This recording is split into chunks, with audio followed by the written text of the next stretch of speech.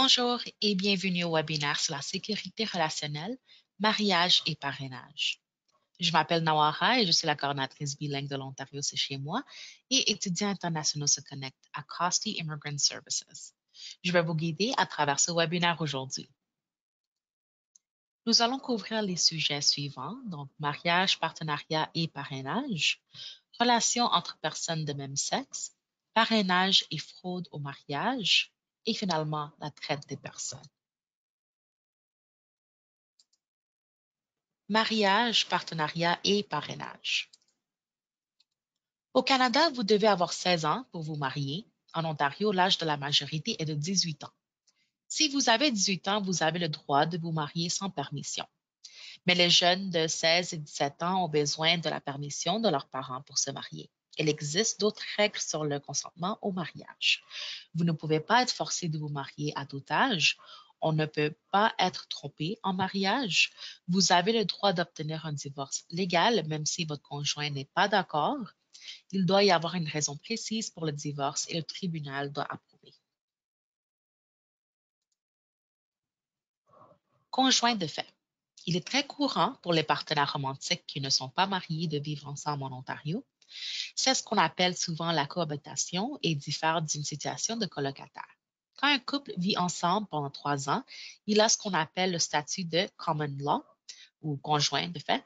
Cela signifie qu'ils sont considérés comme mariés. En Ontario, les couples de fait ont bon nombre des mêmes droits qu'un couple officiellement marié, mais ce n'est pas exactement la même chose. Par exemple, les couples de fait n'ont pas de droit de propriété partagé. Relations entre personnes de même sexe. Le mariage entre personnes du même sexe est légal dans tout le Canada et la grande majorité des Canadiens l'appuient.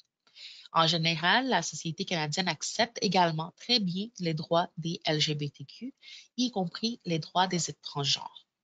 Toutefois, il y a encore des gens au Canada qui n'acceptent pas les relations homosexuelles, qui font de la discrimination à l'égard des personnes LGBTQ+, et qui ne tolèrent pas les personnes transgenres.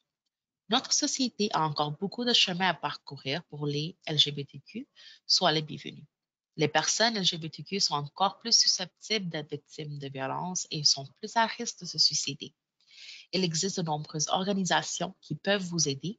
La plupart des campus de l'Ontario ont un ou plusieurs groupes d'étudiants LGBTQ et offrent également un soutien aux étudiants par l'entremise de différents programmes et bureaux sur le campus.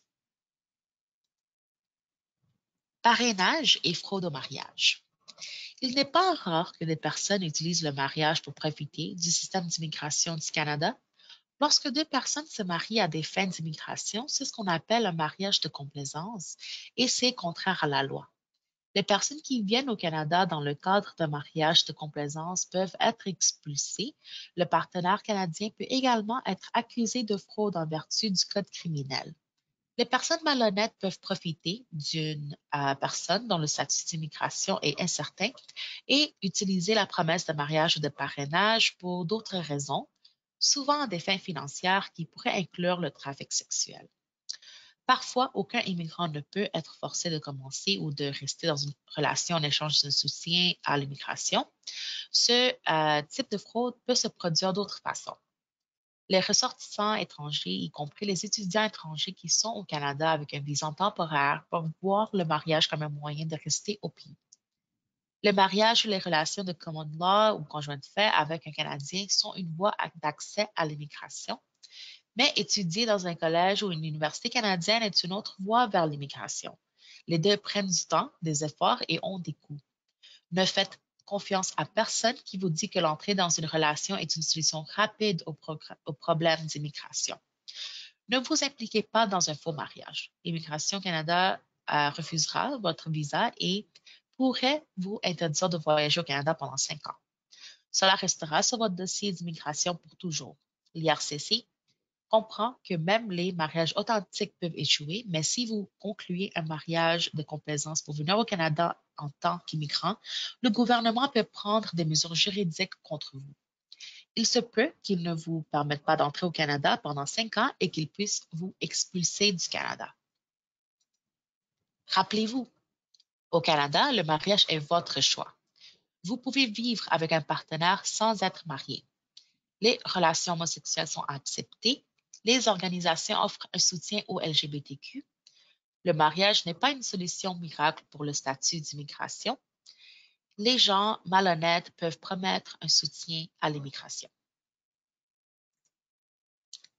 La traite des personnes. La traite des personnes n'est pas synonyme de conteneurs d'expédition ou de frontières franchies clandestinement. Elle se produit dans des collectivités partout au Canada. La traite des personnes implique le recrutement, le transport ou la détention de victimes pour les exploiter ou pour aider quelqu'un d'autre à les exploiter, généralement à des fins sexuelles ou de travail. Les trafiquants obtiennent le consentement de leurs victimes par différentes formes de coercition. Les trafiquants attirent et piègent les gens dans le travail. Ils peuvent parfois utiliser l'enlèvement pour atteindre leur objectif. Ils utilisent la force ou la coercition pour garder les victimes sous leur contrôle et exploiter sexuellement leurs victimes par la manipulation afin qu'elles puissent tirer parti de leur vulnérabilité. De nombreux trafiquants promettent des relations qui mèneront au statut d'immigrant. Qui sont les plus à risque de trafic? Malheureusement, la traite de personnes est beaucoup plus fréquente au Canada que la plupart des gens ne s'en rendent compte. Les nouveaux arrivants au Canada sont les plus à risque de traite de personnes, mais de nombreux groupes différents sont vulnérables à la traite, comme les sans-abri, les peuples autochtones et les adolescents en fuite. Pourquoi les nouveaux arrivants sont-ils les plus à risque? Les nouveaux arrivants n'ont peut-être pas de réseau de soutien local. Ils subissent souvent des difficultés financières. Ils peuvent se préoccuper de la sécurité de leur famille à la maison et ils connaissent moins bien leurs droits au Canada. Les caractéristiques des trafiquants. Les trafiquants qui ciblent les nouveaux arrivants ont souvent les mêmes origines nationales, ethniques ou culturelles que leurs victimes, ce qui facilite leurs utilisations. Les trafiquants peuvent promettre un emploi bien rémunéré, une relation amoureuse ou un autre avantage, comme le soutien à l'immigration, parrainage ou mariage. Dans cette forme moderne de l'esclavage, les trafiquants peuvent garder le contrôle sur une victime de plusieurs façons. Ce contrôle peut être physique ou psychologique à travers la manipulation.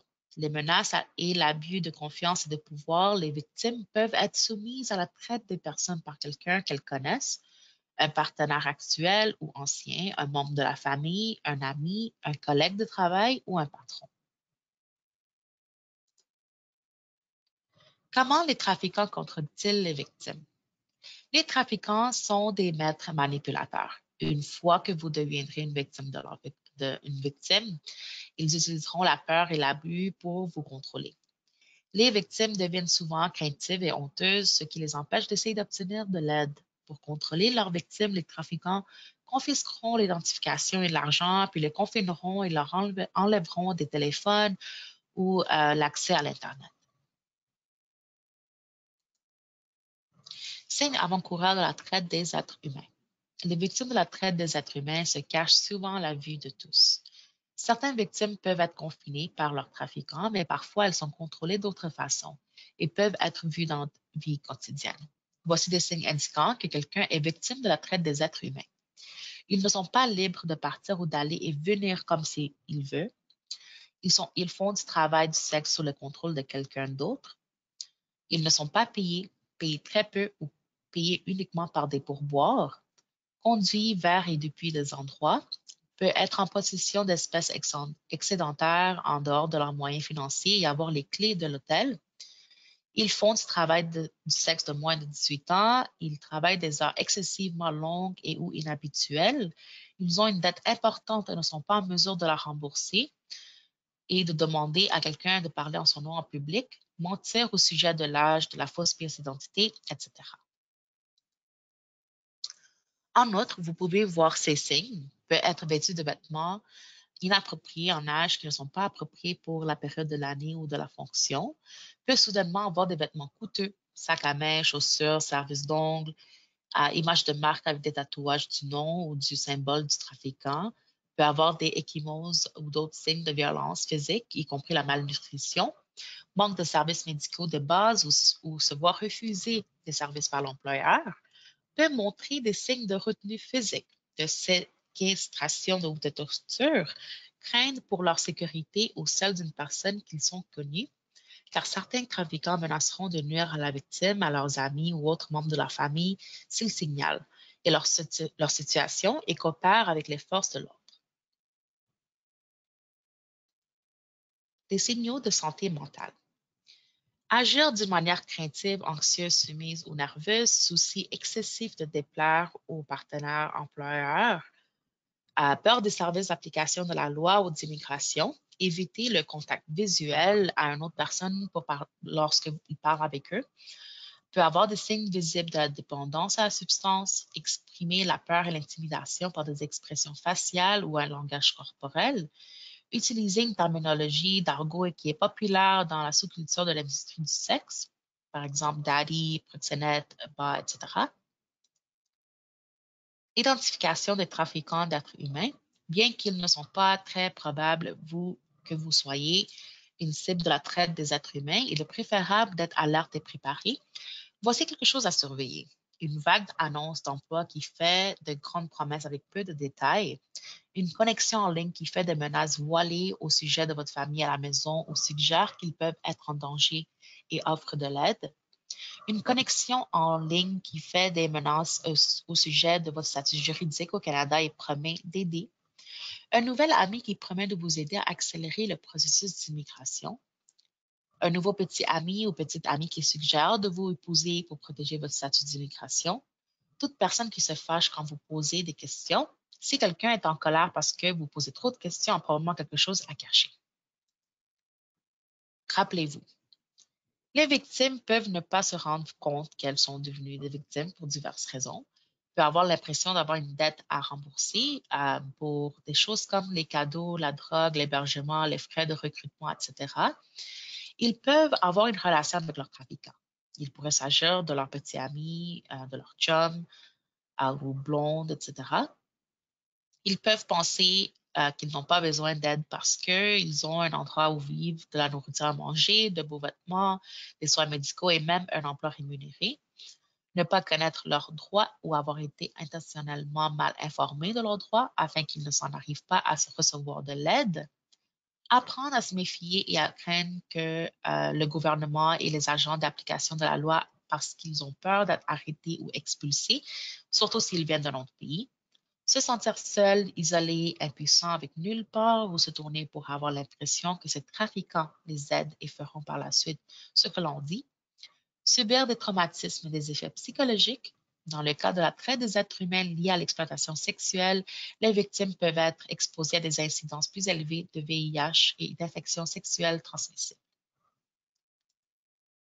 Si quelque chose ne va pas, c'est probablement le cas. Faites confiance à votre instinct et posez des questions.